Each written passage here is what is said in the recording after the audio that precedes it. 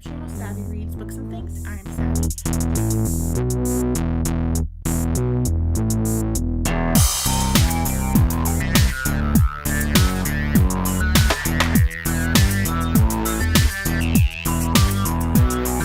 Today I have my April TBR. Now, April is National Poetry Month, so like half these books are works of poetry. Yay!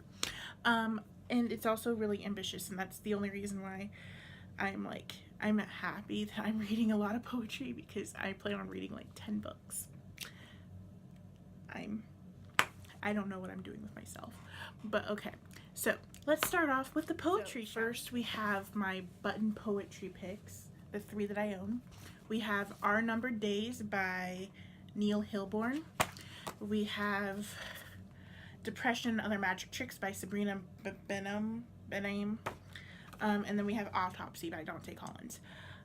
These are all like produced, and these poets are all like produced and they perform for Button Poetry, which is a company that's all about spoken word poetry that operates in Michigan, I believe so. No, Minnesota.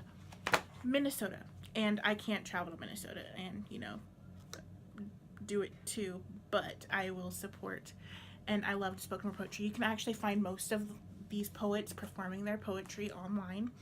My favorite one is OCD by this one, and in this one there's describing my depression to my mother, which is really good and poignant. So I plan on reading all of these. I'm really excited. They deal with hard-hitting topics.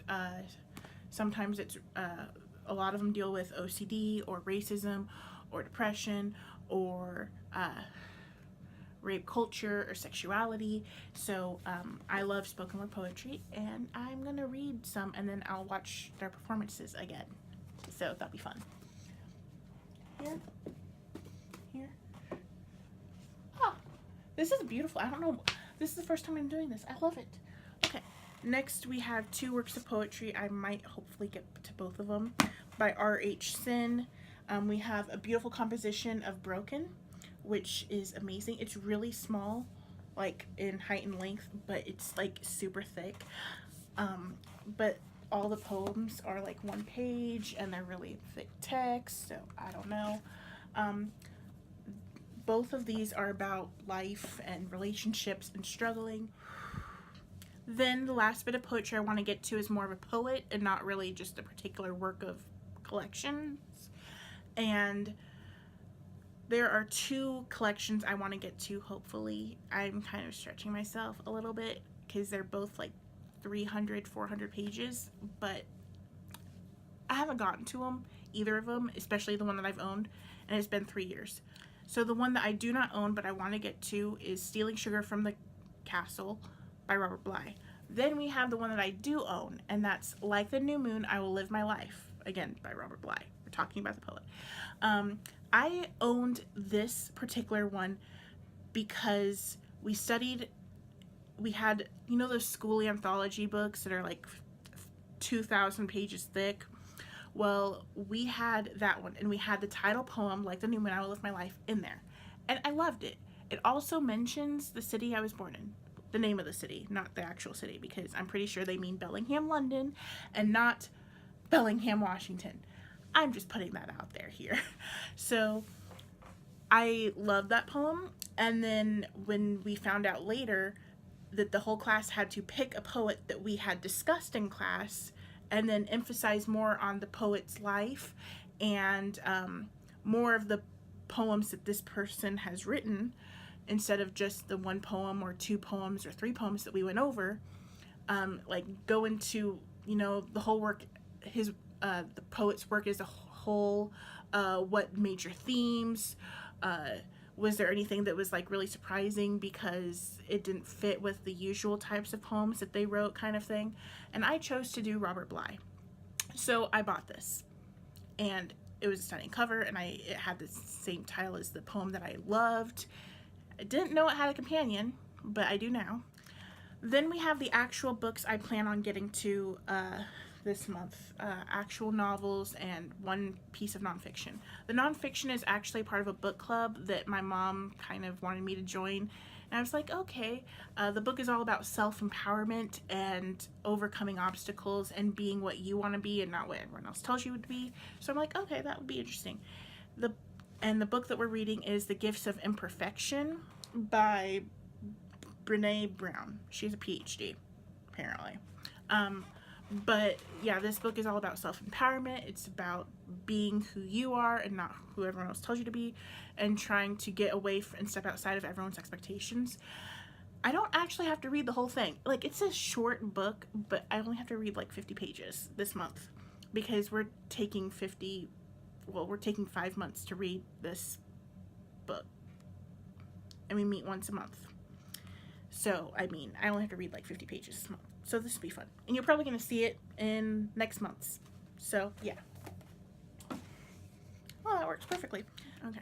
So, the next book I want to get to is 12 Steps to Normal by Farrah Penn. This novel, I'll put the cover right here, actually, and I'll put this here. Okay.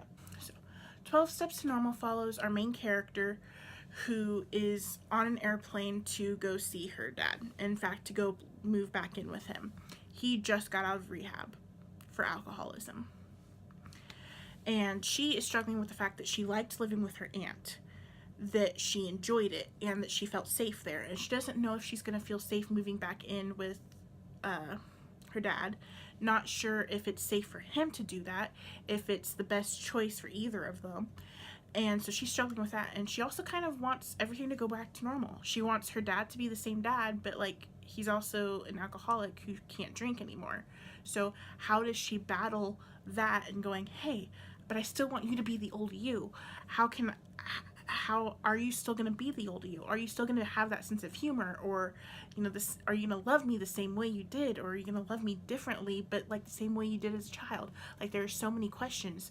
And I hope this packs the emotional punch. I hope this answers those questions. I hope this starts a great discussion. This book just came out in March. I am flipping excited for this. At least. Okay. So the next book I really want to get to is Red Sparrow by, I forget who it's by, but it's the spy book with Jennifer Lawrence that just became the movie. That one. I mean, Jennifer Lawrence is right here on the cover, so yeah. Anyways, I'm excited to get to this. It's been a while since I've watched a spy movie. It's been a while since I've read a spy book. I hope I like this. There are 9 people behind me waiting for this Kindle copy edition that I borrowed from my library. So I hopefully will get to this, and if not, it's not for a lack of trying. Then the last book, I promise, the last book on my TBR this month is Love, Life, and the List by Casey West. We follow our main character who's in love with her best friend. And sort of, I think she makes a list of reasons why she loves him. And it's not, and then there's, you know, a love triangle. I mean, it's a standard YA contemporary. I hope I at least enjoy it, if not love it. I did read 2 of Casey West's books before, Pivot Point and Split Second. It's a duology. I loved those, but they weren't exactly young adult contemporary. They were kind of science fiction-y. So, science fiction contemporary. So I hope I love her straight up contemporaries. If not, I will try some of her more loved ones. This one's a little bit hit or miss. We'll see if I love it. And then I'll try another one of these days. So we'll see. I'm excited. Yeah. So these are the books that I plan on reading in the month of April. Oh wait, I didn't have any audiobooks. I might read one audiobook this month, and it's a book that I've kind of been neglecting because yeah.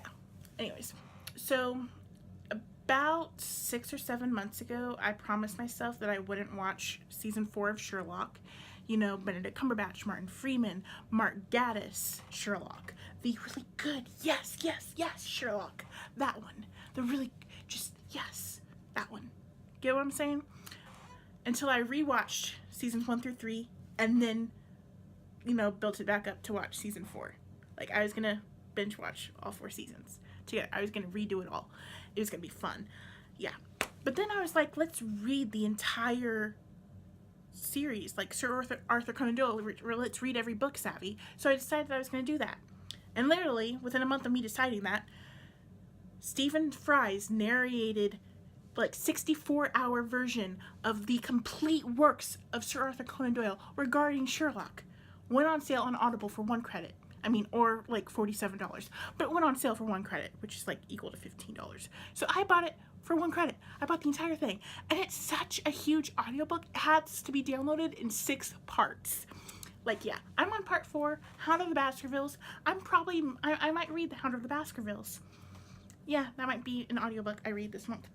Because I want to get back into it. I've neglected it since January. And I want to get back into my continued reading and obsession with Sherlock again. And, you know, even by the time I finish all of this and I binge watch all 4 seasons, they still won't have come out with season 5. Let's just admit it. That's the other reason why I'm doing this, because by the time I finish, there won't be a season 5 yet. There we go. I'm just... Okay. I'm done. I'm done fangirling. So that's, 1, 2, 3, 4, 5, 6, 7, 8, 9, 10, 11 books? 12 books, yeah. So, that's 12 books. The good news is that 3 of them are like 100 pages, and that half of them are poetry, and one of them I only have to read 50 pages for, but, yeah. I'm gonna read 12 books this month, guys. Double thumbs. Okay. Till next time, see you guys later. Bye.